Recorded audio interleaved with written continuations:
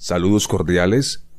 Seguimos con la exposición de la Confesión de Fe, la Confesión Bautista de 1689. Vamos a abordar ahora el capítulo número 3. Ese capítulo se titula Del Decreto de Dios. Bueno, diremos que dentro del alcance del estudio de Dios, el hombre ha tratado de responder a preguntas tales como ¿por qué existe el mal? ¿Por qué se salva el que se salva? ¿Por qué una persona cree en Cristo y otra no? ¿Todo lo que pasa en la historia obedece a circunstancias casuales? ¿Está Dios en control de todas las cosas? Estas y otras cuestiones han sido objeto de interminables debates a lo largo de la historia. En este capítulo la confesión abarcará el tema del decreto de Dios y para establecer las bases de esta cuestión iniciaremos dando una definición. Según el Catecismo Menor de Westminster, el decreto de Dios puede definirse como su propósito eterno según el consejo de su propia voluntad, en virtud del cual ha preordenado para su gloria todo lo que sucede. Lo que se plantea en este enunciado es que el decreto de Dios es la acción por la cual Dios determinó desde antes que el tiempo existiera todas las cosas que acontecerían, no solo lo que corresponde al mundo físico, también todo lo que abarca el mundo espiritual. El decreto es la determinación divina para hacer que todo lo que Él ha querido que suceda en su sola potestad llegue a suceder. Bueno, para ello entran en juego los atributos de Dios. La omnipotencia divina, su sabiduría, fidelidad, omnisciencia, todos sus atributos se sincronizan para garantizar el cumplimiento del deseo de Dios en la ejecución de sus obras, en la utilización de los medios para llevarlas a cabo, y todo sin ser el autor del mal ni causar violencia a la libertad humana. Para ilustrar el asunto, Lucas nos registra en Hechos que nuestro Señor Jesucristo fue entregado a los poderes inicuos de su época para ser crucificado, y todo por el determinado consejo y anticipado conocimiento de Dios. Para explicar el decreto de Dios, en este pasaje, las dos ideas claves se encuentran definidas por las expresiones determinado consejo y anticipado conocimiento. Frente a la frase anticipado conocimiento realmente no hay ningún problema.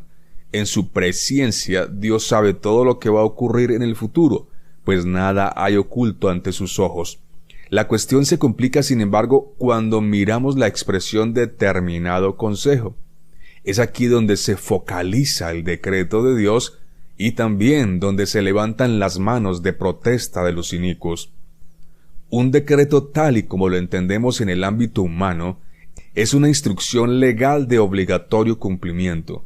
El decreto debe llevarse a cabo en todos los puntos que fueron definidos cuando este decreto se redactó. Nadie puede ser indiferente, nadie puede pasárselo de agache. Claro, como estamos dentro del contexto corrupto y caído de la raza humana, los decretos casi siempre son violentados. Aún en este contexto, la expresión determinado consejo se entiende fácilmente. Se reúnen las autoridades legítimas de una nación, y bajo el consejo de varios individuos, a veces de uno solo, a veces de toda la nación en elección mayoritaria, se determina lo que debe suceder en determinados ámbitos de la jurisdicción de la sociedad. La expresión determinado tiene que ver con que se determina algo, es decir, se establece lo que debe ser según el consejo de las autoridades pertinentes. Cuando hablamos del decreto de Dios, el determinado consejo se refiere al propósito de su voluntad para hacer lo que Dios determina debe suceder, no solo en algunos ámbitos como en los decretos humanos, sino en todas las cosas, a todos los niveles, en todas las criaturas, en toda la progresión del tiempo, y con la particularidad que estamos ante el ser que tiene el poder para hacer que todo se cumpla. El decreto humano se puede caer cuando llega otro con más autoridad, pero ante el decreto divino nadie puede tener mayor poder que el de Dios para hacer que lo establecido por el consejo de su voluntad pueda ser modificado. Miremos lo que dice Isaías 14, 24 al 27. Jehová de los ejércitos juró diciendo: ciertamente se hará de la manera que lo he pensado y será confirmado como lo he determinado. Que quebrantaré al asirio en mi tierra, y en mis montes lo hollaré, y su yugo será apartado de ellos, y su carga será quitada de su hombro. Este es el consejo que está acordado sobre toda la tierra, y esta, la mano extendida sobre todas las naciones, porque Jehová de los ejércitos lo ha determinado, ¿y quién lo impedirá? Su mano extendida, ¿quién la hará retroceder? Se nota en este texto el eco de la palabra determinado. Dios lo ha determinado. Será confirmado como lo ha determinado. Se hará de la manera que Dios lo ha pensado y nadie puede impedirlo, nadie puede hacerle retroceder. Así que cuando los enemigos del Señor lo asesinaron en la Palestina del primer siglo, ellos estaban cumpliendo el determinado consejo de Dios. En otras palabras, se estaba llevando a cabo el decreto de Dios en cuanto se refiere al sacrificio del Cordero de Dios para el perdón de pecados. Así que no es simplemente que Dios sabía por su anticipado conocimiento que su Hijo iba a morir en la cruz por mano de los inicuos de su época. Es mucho más que eso. Dios había determinado que así sucediera, y esto en un momento cuando no existía el tiempo. La pregunta que surge inmediatamente es, ¿y aquellos hombres que ejecutaron este acto de injusticia y horror fueron obligados a ello? Como este acto estaba decretado, ¿ellos no tuvieron más opción que llevarlo a cabo? Dios obró activamente en ellos para obligarlos a realizar el acto perverso de asesinar al autor de la vida. ¿Los romanos fueron obligados por amenazas de muerte? ¿Los judíos estuvieron en peligro mortal si no calumniaban y entregaban al Señor?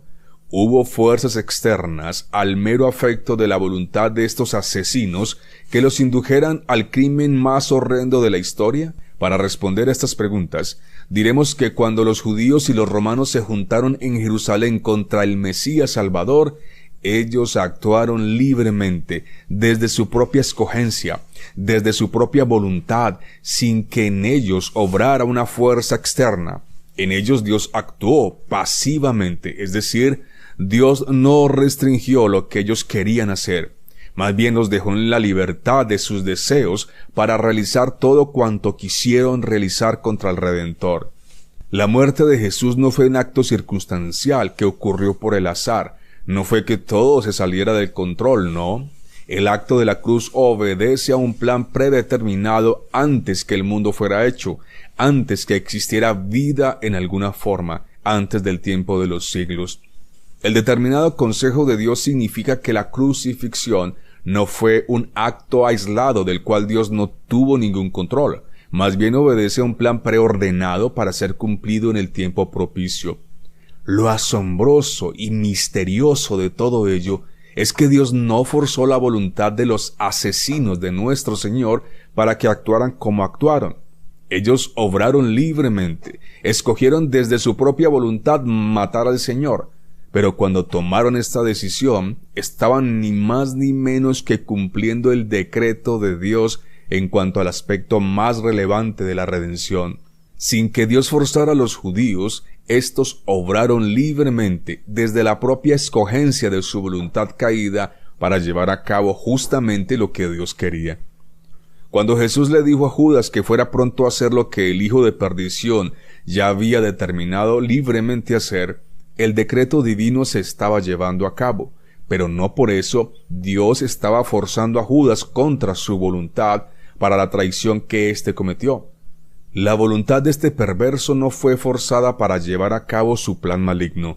Nadie le colocó una espada en el cuello para obligarlo a consumar su plan siniestro, pero cuando decidió recibir el salario de su iniquidad, Judas estaba cumpliendo lo que Dios ya había determinado que debía suceder. Los deseos malvados de los corazones de los hombres no pueden frustrar la soberanía de Dios, en realidad están sujetos a la misma. Calvino, en las instituciones, dice que el diablo y los malvados son siervos de Dios e instrumentos para ejecutar las divinas y secretas decisiones. Sin embargo, de una manera incomprensible para el género humano, Dios obra de tal manera en ellos y por medio de ellos como para no mancharse con la depravación de ellos. La malicia de estos Dios la usa en forma justa y recta hacia un buen fin. La confesión en su párrafo número 1 dice que libre e inalteradamente Dios ha decretado todas las cosas, todo lo que sucede, sin embargo, de tal manera que por ello Dios ni es autor del pecado ni tiene comunión con nadie en el mismo, ni se hace violencia a la voluntad de la criatura, ni se quita la libertad o contingencia de las causas secundarias, sino que más bien las establece. El decreto de Dios abarca todas las cosas, desde la caída a tierra de un pajarillo hasta los eventos más trascendentales de la historia. Por esa razón no hay casualidades, no hay balas perdidas, nada se salió del control de Dios, pues desde lo más insignificante hasta lo más trascendente, todo ha sido ordenado para la alabanza de su gloria. Algunos objetan los principios hasta ahora expuestos, argumentando que Dios no ha preordenado todo lo que va a suceder, sino más bien lo que sucede es que Dios conoce todo lo que va a pasar en el futuro y por eso puede anunciar los acontecimientos de antemano. Entienden el decreto desde el anticipado conocimiento de Dios respecto de todo lo que sucede en la historia. Para corregir tal idea, la confesión redactó el párrafo 2 de este capítulo donde dice: aunque Dios sabe todo lo que pudiera o puede pasar en todas las condiciones que se puedan suponer, sin embargo, nada ha decretado porque lo previera como futuro o como aquello que había de suceder en dichas condiciones. Hacemos la pregunta entonces: ¿qué clase de Dios es el que simplemente sabe lo que va a suceder, pero no tiene el poder para planificar, dirigir y hacer que sucedan los hechos que Él quiere que sucedan? Si Dios es omnipotente, como en efecto lo es, ¿cómo puede ser que no pueda establecer los hechos según su libre y soberana voluntad? Si decimos que Dios simplemente sabe lo que va a ocurrir, pero que no tiene el poder para hacer que las cosas sucedan de acuerdo a como Él lo determina, estamos ante un Dios limitado, que está simplemente dejando que las cosas sucedan al capricho del azar. Tales ideas contradicen lo que la Biblia dice sobre el carácter del Creador. Isaías 46, 9-11 nos ayuda cuando dice: acordaos de las cosas pasadas desde los tiempos antiguos, porque yo soy Dios y no hay otro Dios, y nada hay semejante a mí, que anuncio lo por venir desde el principio, y desde la antigüedad lo que aún no era hecho, que digo, mi consejo permanecerá y haré todo lo que quiero, que llamo desde el oriente al ave y de tierra lejana al varón de mi consejo. Yo hablé y lo haré venir, lo he pensado y también lo haré. En el resto de los párrafos del presente capítulo, la confesión se va a enfocar en el asunto de la predestinación. Si bien el decreto de Dios abarca muchos temas, la predestinación es el más importante. Por predestinación se entiende la elección que Dios hace de algunas personas para la vida eterna. Dice la confesión que antes de la fundación del mundo, según su propósito eterno e inmutable, y el consejo secreto y beneplácito de su voluntad, Dios predestinó para vida a un grupo particular de toda tribu, lengua y nación. Por su libre gracia y amor, y sin que mediara ninguna condición previa de la criatura, Dios marcó desde antes del tiempo de los siglos a un grupo especial que la Biblia llama los escogidos de Dios, para que recibieran la nueva vida en Cristo. Pablo plantea esta cuestión cuando dice en Efesios 1, 3-6, bendito sea el Dios y Padre de nuestro Señor Jesucristo, que nos bendijo con toda bendición espiritual en los lugares celestiales en Cristo, según nos escogió en Él antes de la fundación del mundo, para que fuésemos santos y sin mancha delante de Él, en amor habiéndonos predestinado para ser adoptados hijos suyos por medio de Jesucristo, según el puro afecto de su voluntad, para la alabanza de la gloria de su gracia, con la cual nos hizo aceptos en el amado. En el tema de la salvación, hoy muchos argumentan que los llamados predestinados para vida fueron elegidos en base al conocimiento que Dios tiene del futuro. En este orden de ideas, Dios miró al futuro y vio que Pepito lo iba a escoger, vio que iba a creer en el Evangelio. Y en base a este anticipado conocimiento, entonces Dios eligió a Pepito. Pero nuevamente estamos ante una distorsión que la propia Escritura se encarga de atacar. En este punto, el fallecido Sproul nos da unas excelentes explicaciones. Él dice, la elección que Dios hace de ciertos pecadores para fe y arrepentimiento depende enteramente de Dios y no del hombre. La elección de Dios es soberana, no descansa sobre las decisiones o las respuestas previstas por Dios. Librada a sí misma, ninguna persona escogería a Dios. Las personas caídas todavía tienen una voluntad libre y son capaces de elegir lo que desean. Pero el problema radica en que no tenemos ningún deseo por Dios y no elegiremos a Cristo hasta que no seamos regenerados. La fe es el don que surge del nuevo nacimiento. Los escogidos se deciden por Cristo porque Dios obró en ellos en primer lugar. Como en el caso de Jacob y de Esaú, los escogidos son elegidos únicamente en base a la soberana y buena voluntad de Dios y no sobre la base de nada que haya hecho o que hayan de realizar. En las palabras de Sproul podemos observar que en todo esto, la gloria en la salvación del pecador se la lleva solamente el Señor. Si el decreto busca la exaltación del Creador, la predestinación no es ajena a este principio. Si alguien va a ser salvo, lo será porque Dios quiso que así pasara, y lo será porque Dios determinó dar gloria a su nombre por medio de la elección de su pueblo, aún desde antes que este pueblo llegase a existir. Continúa diciendo Sproul, un problema polémico con respecto a la predestinación es que Dios no escoge o elige salvar a todos. Se reserva el derecho de tener misericordia sobre quien Él decida tener misericordia. Algunas personas de la caída humanidad reciben la gracia y la misericordia de la elección. Al resto, Dios las pasa por alto dejándolas en su pecado. Los que no responden al Evangelio reciben la justicia. Los que lo hacen reciben la misericordia. Nadie recibe injusticia. No hay nada que obligue a Dios a ser misericordioso hacia algunos o hacia todos por igual. Es su entera decisión definir cuán misericordioso desea ser. Sin embargo, nunca será culpable de no ser justo con alguien. En el caso de los salvos, Dios interviene positiva y activamente para obrar la gracia en sus almas y traerlos a la fe salvadora. Unilateralmente regenera a los escogidos y les asegura su salvación. En el caso de los malvados, no obra el mal en ellos o impide que se acerquen a la fe, ¿no? En lugar de hacer esto, los pasa por alto, deja de buscarlos, dejándolos librados a sus propios pecados. Según esta posición, la acción divina no es simétrica. La actividad de Dios es asimétrica con respecto a los escogidos y a los malvados. En algunos Dios elige obrar continuamente, en otros no. El malvado que ha sido pasado por alto por Dios está finalmente condenado, y su maldición es tan real y cierta como la salvación final de los escogidos. ¿Cómo endureció Dios el corazón de Faraón? Lutero argumentaba que se trataba de un endurecimiento pasivo y no activo. En otras palabras, Dios no creó ninguna nueva maldad en el corazón de Faraón.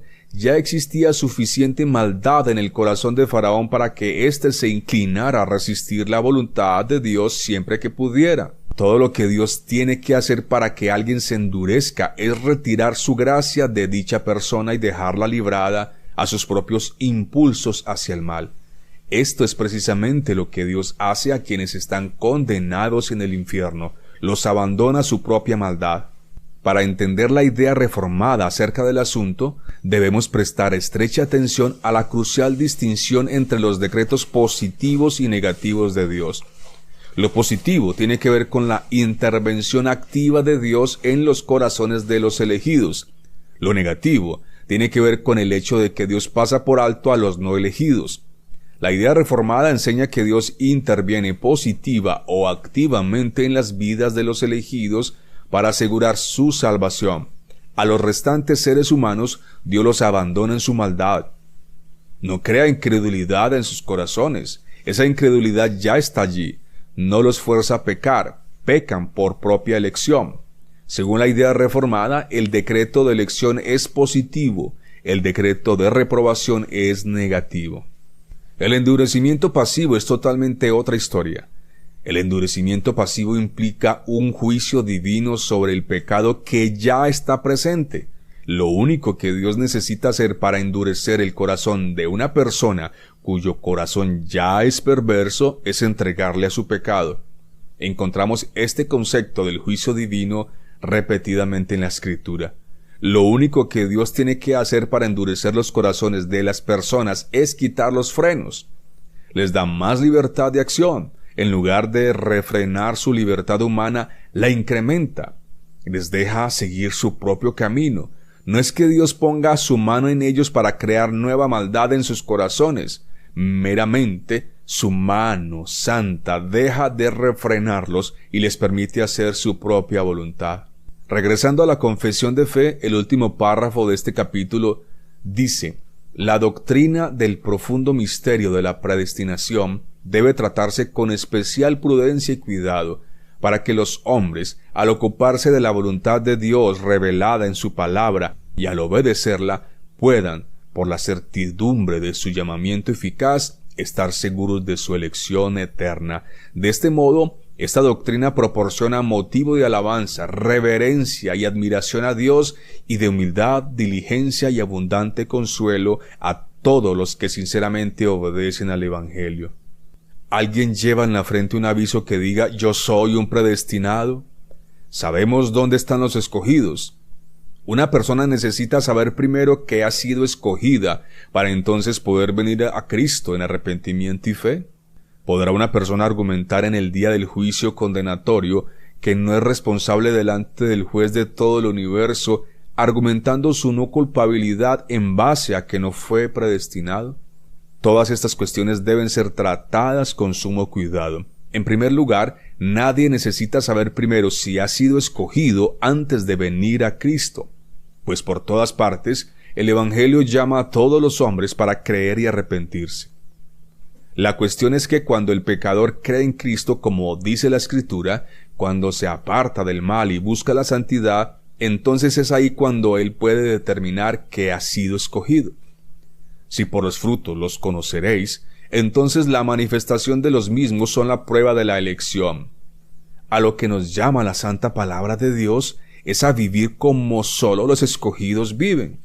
Si alguien vive como un escogido, luego entonces se demostrará que lo ha sido.